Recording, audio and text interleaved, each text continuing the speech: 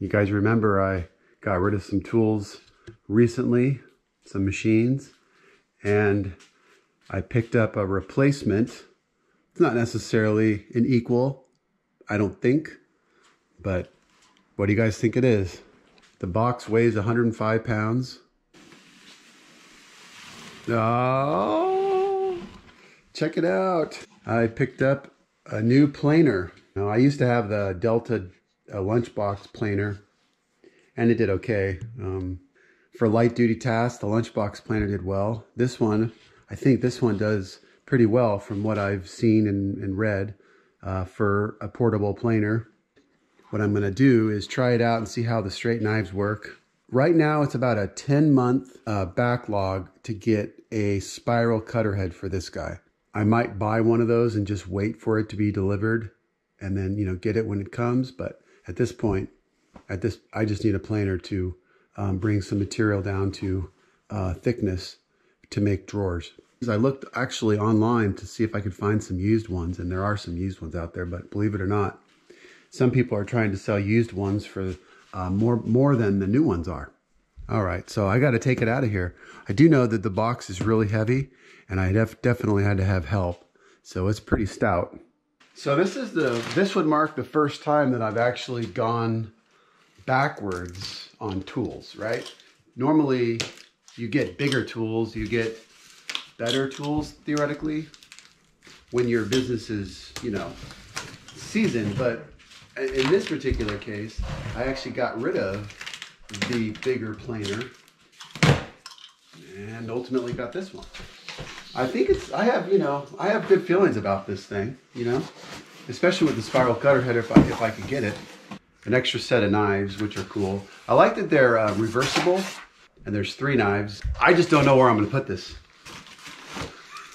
I specifically didn't get it with the base because I didn't want to have to deal with the base, but I don't know how I'm gonna put it. Some of the people that sell these things, right? They say, oh, you know, hardly used, you know, barely used, almost new. Then they show pictures of it. I don't know, man. These things look like they've been to hell and back. Barely used, almost new. I don't know if I agree with that.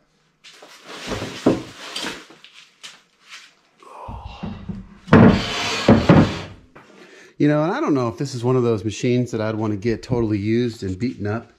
This is a really beautiful machine. I saw one that had paint on it, right? You know, a lot of contractors paint their stuff to let people know whose it is. I'm not really sure if I like that. You know, this one had pink all over it, and you know, they wanted it. They were trying to sell it for like $500, and you know, who knows what the condition is of the actual planer.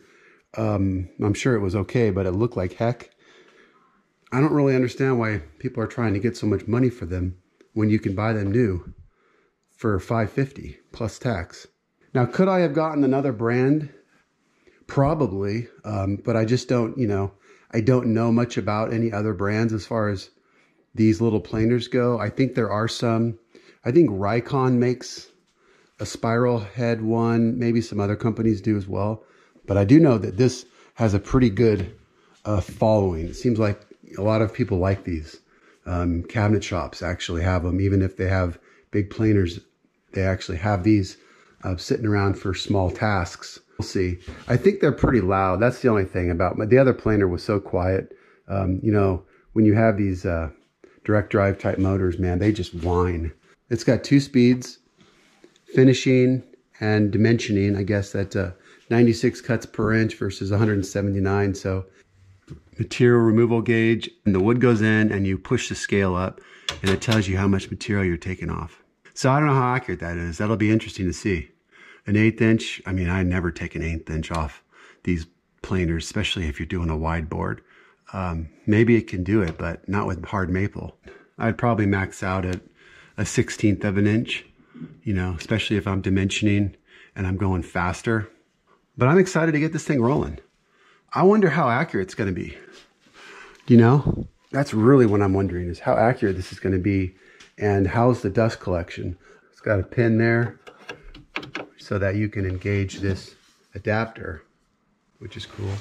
So the fixed part goes on that part there. That pin's gonna come out, and now you've got it locked on. That just pushes there, so this piece can just put it on and off real easily. That is nice. This is a turret depth stop, they call it. Now if I want to do 3/4 of an inch, I can turn this. I'm at 7/8 of an inch, so this should turn to 3/4. And now if I come down, it should stop at 3/4. And it stops at 3/4. How accurate is this? Don't know. I'm sure it'll need to be adjusted, but that's really nice. There's no height lock, okay? There's something in the mechanism that keeps it from, you know, changing as you're running it. So that's nice. It's one less thing to do. All right, so for this kind of stuff, I use my, this is a 48-inch. You know, it's got a nice wide base so it doesn't tip over. Make sure that it's coming out long enough to go past here so you can get the whole picture. Now, some people recommend having the supports be higher so that it'll help reduce snipe.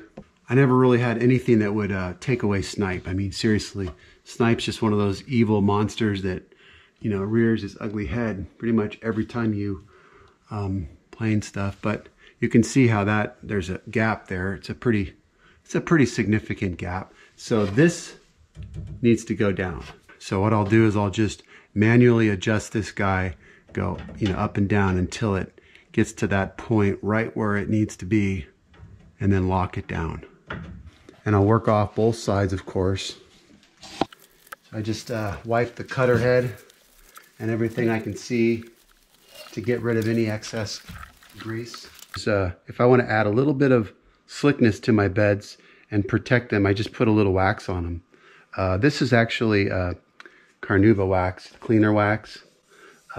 It'll give it a little protection, but it'll also make it pretty slippery. And I just use an applicator pad, but you can use a shop towel, whatever you have. This will also, you know, give it a little bit of water protection. All right, so now we've got a very nice surface. It's gonna repel water, and it's gonna help, you know, keep the boards slippery in there, right? Keep them sliding nicely. Like I said, you can buy other stuff that's specifically made for this kind of thing, or you can just use wax that you probably have for your car, and that works really well. I think we're ready for a test run. Yeah, we are.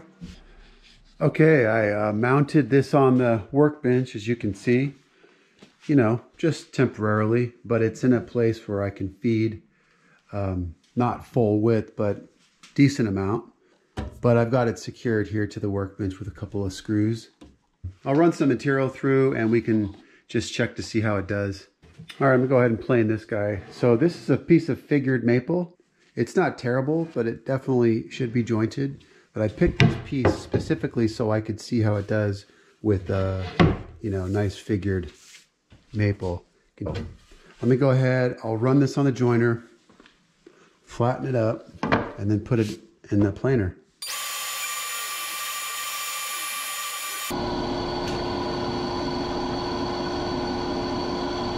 You know what else I'm gonna do? I'm gonna put my decibel meter on. Okay, you can see right there, I'm gonna set this on 0 and hit play, so that will start recording the sound.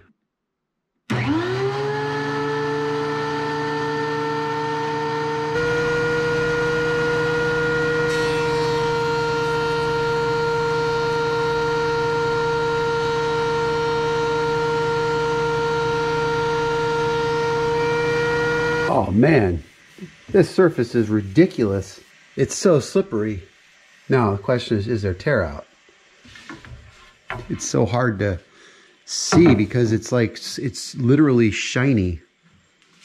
There definitely is something on the surface that would say, yes, that is a little chip out, but my God. These inspection lights, you know, when you put lights like this, you can really see all the defects.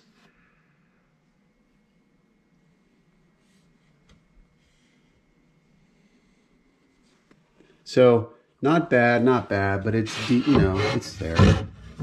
Let's check this other side. And this is pretty much what you would expect, right? There's no, there's no question that this is going to happen. Pretty much 100% of the time, you're going to get some sort of tear out. The finish otherwise is really good. And again, this is the toughest stuff to plane without getting tear out. It's pretty much impossible unless you have a spiral head. Okay, crazy loud. That's what it maxed out at, 102.9. I'm just going to use this to check this out here. So I'm going to check for consistency. All right, 0.6455. Now let's check for snipe. I can feel it, but I'm telling you, it's so minimal. I mean, literally, this is like if this is the snipe that you get from this machine, I'm telling you, it's not bad at all. Just check that. So I'll measure where the snipe is, and 6440. That's not bad at all. Not at all. All right, let me just check this other end and see how it does. So should be close to 6455. I mean, 6455, it just keeps going back and forth here. The numbers are really, really close.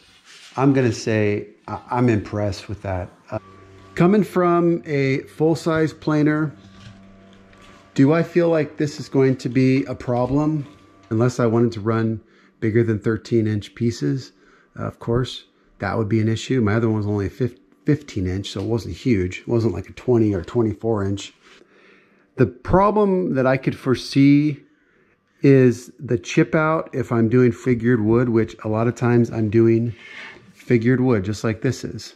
But even if it's not figured wood, if you have grain direction changes in regular wood, you're going to get chip out, regardless of if you're using a brand new knife or not. This is a brand new knife, and it definitely is giving me a very good finish, but there is some chip out. I'm not going to lie, there is.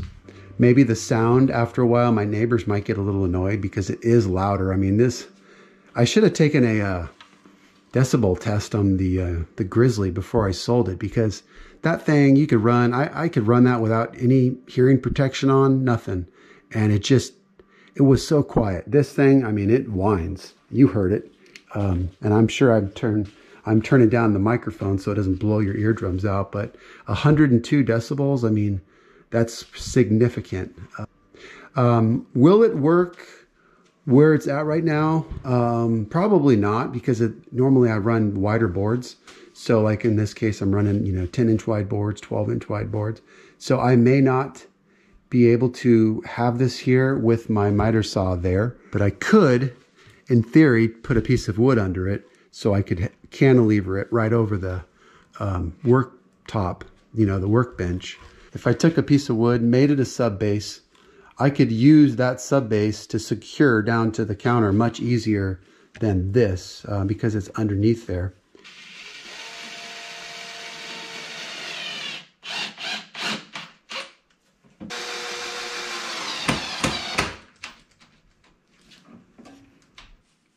I'm going to drill a hole for this guy here.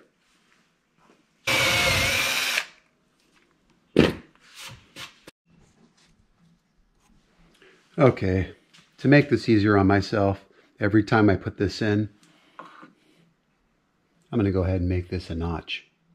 Basically, I'm going to make this a slot, so that now, every time I put it in, all I have to do is slide the nuts right there.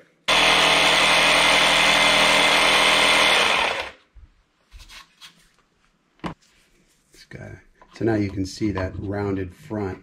Just make that so much easier to get in. Well, let's try it out. Just slide it right in. Boom. Done. Now this thing isn't going anywhere.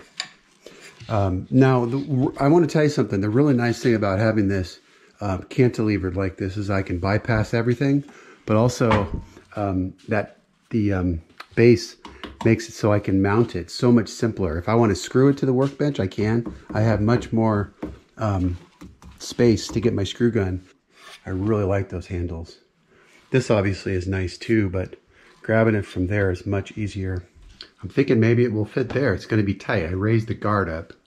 I'm telling you something. They could have maybe come up with a better spot to exit that cord out of, right? You know, and if this thing was on its metal base, I would never want to slide it on this saw surface. It would just scratch it up. So I'm glad I put the wood on it, right? The wood helps it. Bright yellow planer sitting in my bandsaw.